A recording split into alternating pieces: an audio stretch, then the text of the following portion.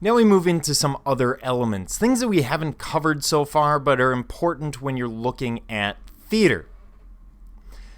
For example, dynamics.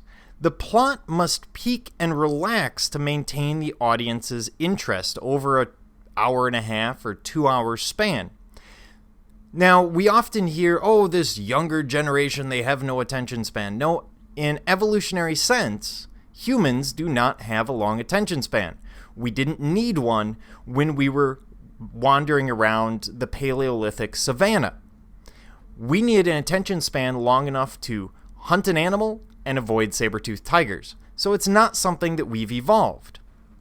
So we have a hard time focusing for more than a few minutes. To deal with this, what we will see in a lot of theatrical productions is this rise and fall, these peaks, which are carefully controlled as we move up to the climax. And you can see that here with the only good Star Wars movie ever made, where we're constantly up and down.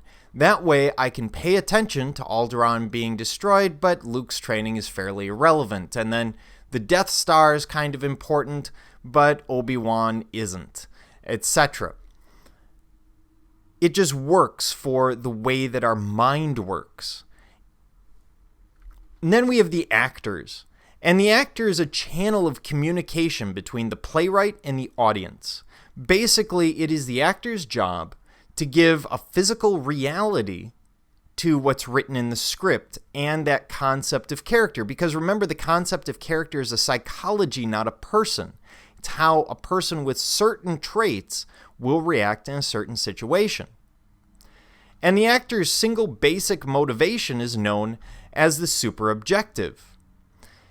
This has to be translated into physical action because, of course, we can't read the mind of the actor. So they have to play out exactly what they're thinking, oftentimes playing up characteristics in ways that aren't terribly realistic but are necessary to get across these psychological motivations of the character that they're playing.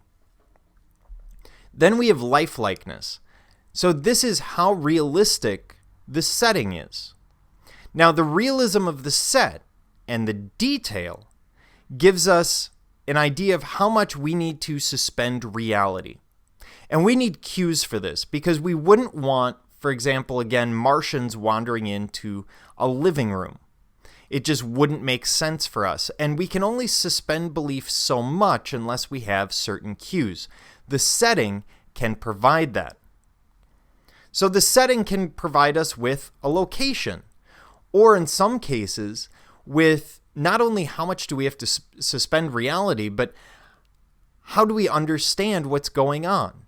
If you have a play going on the moon and people are bouncing 6 feet in the air, it makes perfect sense. If, on the other hand, I'm watching Sense and Sensibility, it's not going to make a lot of sense. So we need those cues to make us comfortable.